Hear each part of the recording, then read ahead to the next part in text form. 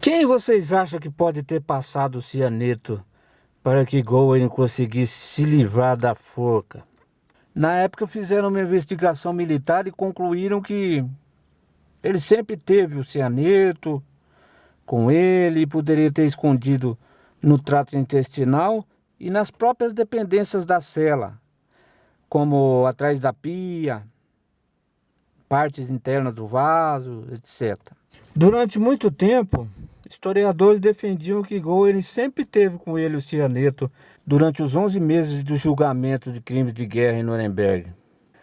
O veneno poderia estar escondido num buraco do dente, debaixo do cabelo ou até no reto. Essa história do buraco do dente é a mais fantasiosa e a mais que se deve colocar em descrédito. A coisa também de guardar no reto, isso existe desde quando se inventou cadeia. Quem leu, por exemplo, Papillon, sabe do que eu estou falando. De guardar dinheiro, drogas no reto. É a estratégia mais antiga do prisioneiro. Porém, observando o jeito que os prisioneiros de Nuremberg eram vigiados constantemente, a gente pode descartar, sem sombra de dúvida, essa possibilidade. Enfim, as possibilidades são muitas. Suspeitaram até do psiquiatra de Nuremberg, Dr. Douglas Kelly, que trocava longas conversas com Goering e simpatizou com ele. Dizem até que Goering pediu para que ele cuidasse de sua filha, mas ele recusou. Outra possibilidade é a dos próprios guardas.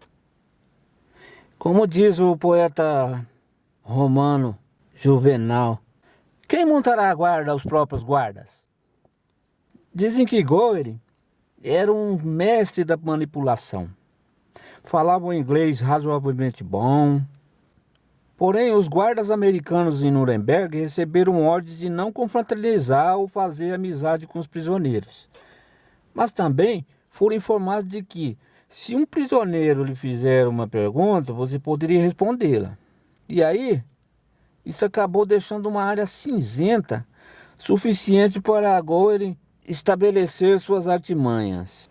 Goering constantemente brincava com seus guardas, que eram, em grande parte, garotos de fazenda americanos, sem sofisticação, muitas vezes de ascendência alemã, e mesmo através de conversas unilaterais, conversou com cada um como se fosse um velho amigo, sempre lembrando detalhes da vida do guarda para que ele soubesse que ele era um especial.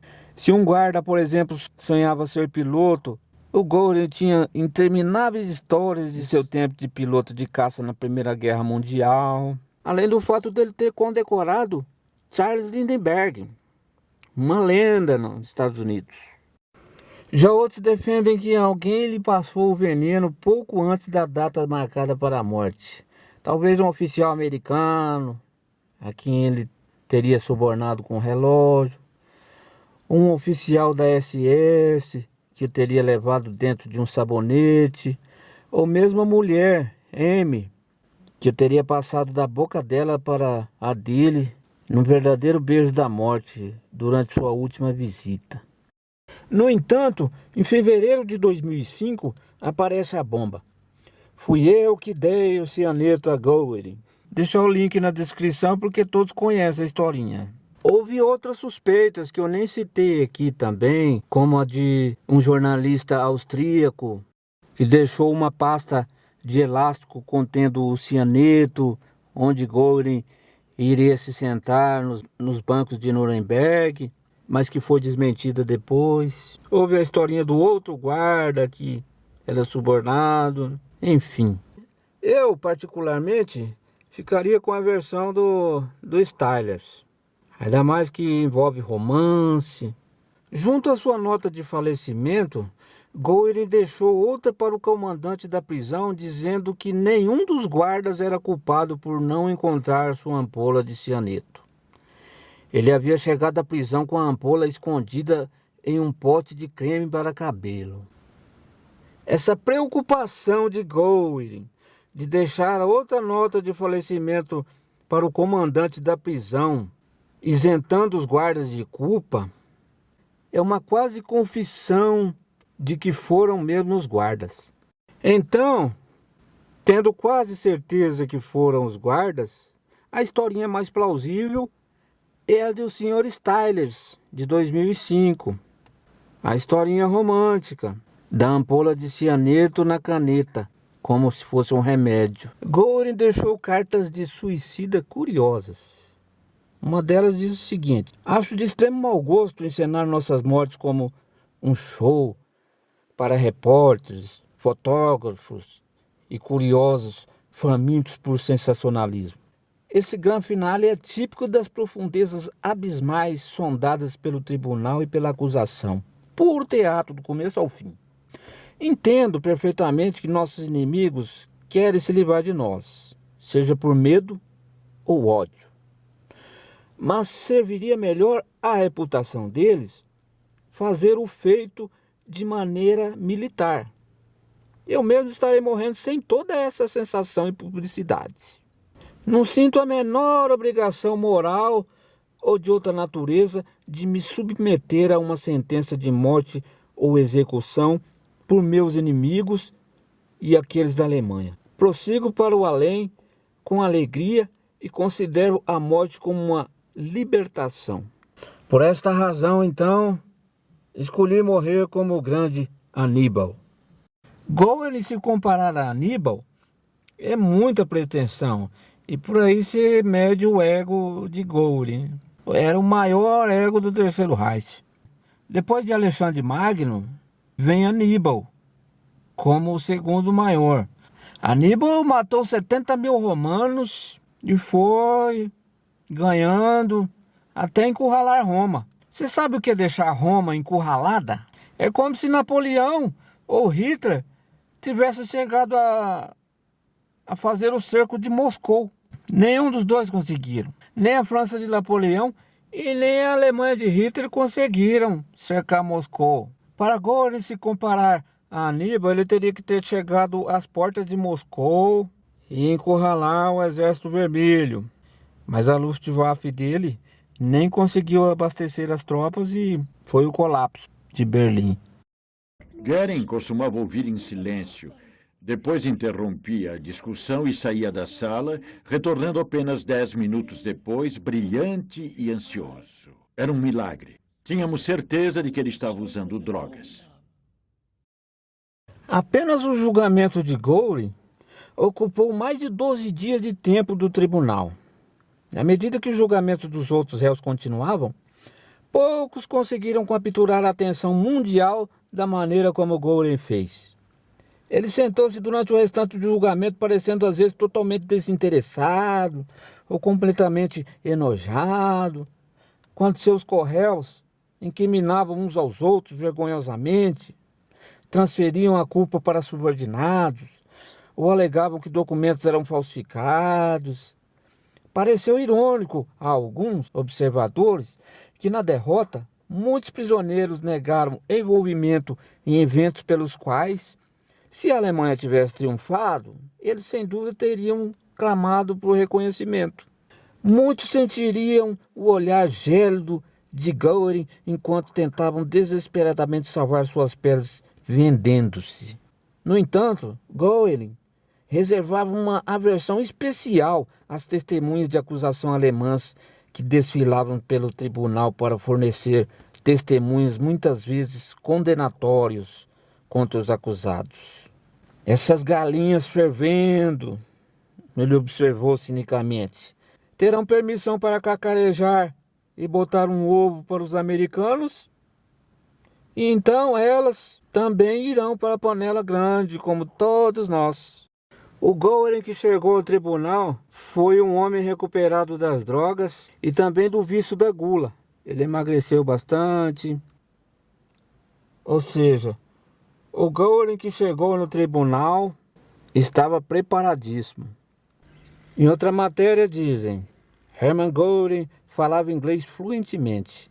Essa habilidade permitiu que ele ganhasse uma vantagem nos julgamentos de Nuremberg. Quando interrogado por Jackson em inglês, Goering entendeu as perguntas e teve tempo de formular suas respostas no momento em que a pergunta foi traduzida para o alemão. Essa habilidade de falar inglês também o tornou um favorito entre os guardas americanos. Contam que no julgamento de Nuremberg, Goering era um homem difícil de não gostar. Sua maneira envolvente, charme e senso de humor cru atraíram muitos que o questionaram.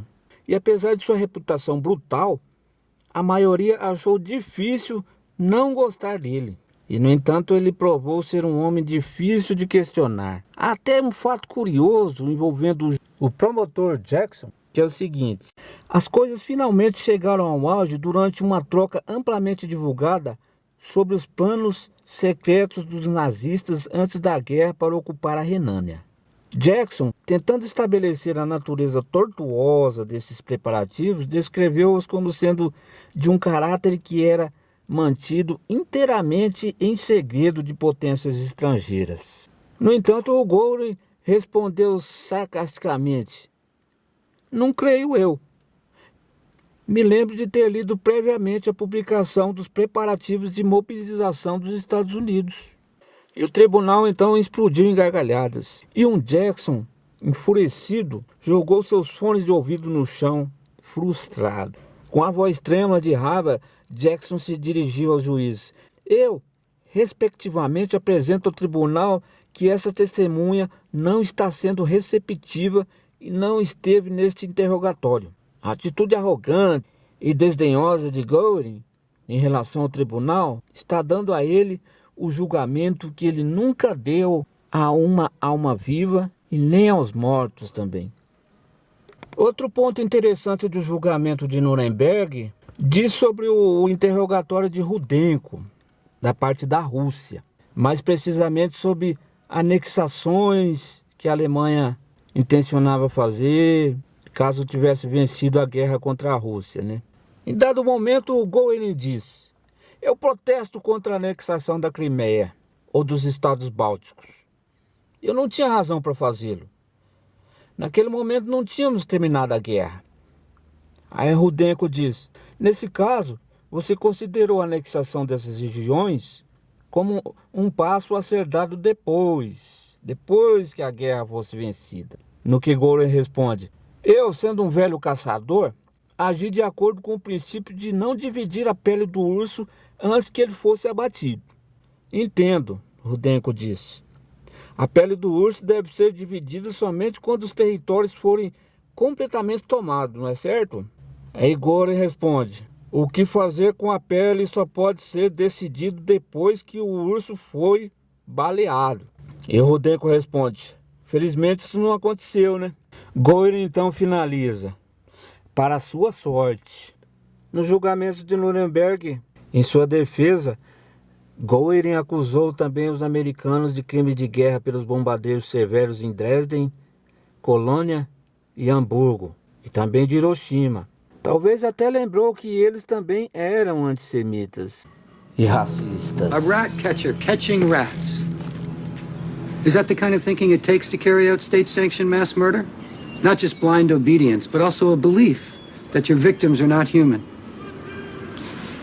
Let me ask you this. What was Hiroshima? Was it not your medical experiment? Would Americans have dropped bombs as easily on Germany as it did upon Japan, killing as many civilians as possible? I think not. To an American sensibility, a Caucasian child is considerably more human than a Japanese child. America was at war with Japan, a country that had attacked it without provocation. You murdered millions of your own citizens. And what about the American citizens of the Japanese race who were put into protective custody in your own concentration camps? That was wrong. And why was this not done to American citizens of Italian and German descent? I said it was wrong. And what about the Negro officers in your own army? Are they allowed to command troops in combat? Can they sit on the same buses as the whites? The segregation laws in your country and the anti-Semitic laws in mine, are they not just a difference of degree? Let me tell you, from the beginning of the century, through the First War, until the rise of Hitler.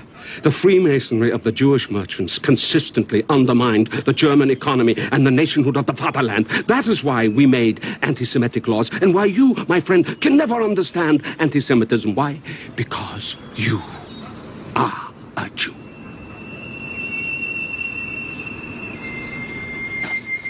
Ou